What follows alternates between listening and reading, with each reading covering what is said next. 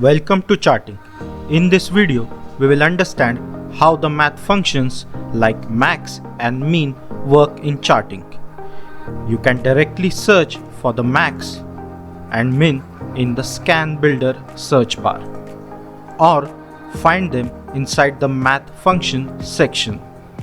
Let's start with the max function. As the name suggests, the max function is used to find the maximum value from a given data set.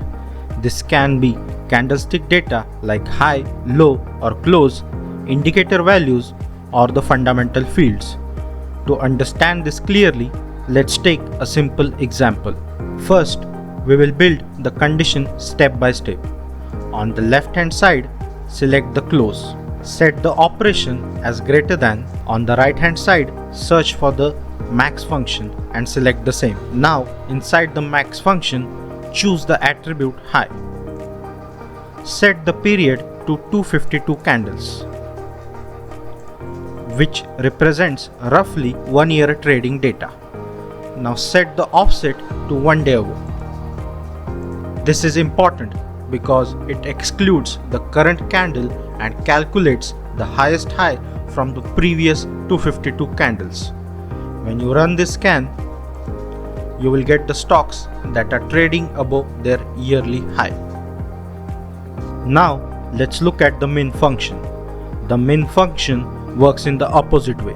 It is used to find the minimum value from a given set of data. We will use the same example logic, but this time to find stocks below their yearly low. On the left hand side, select close. Change the operation to less than. On the right hand side, select min function.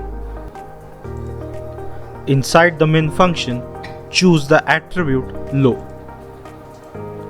We will keep the period and the offset as it is. So the logic becomes current close is less than minimum low of the last 252 candles. Max and min function are not limited to price-based scans.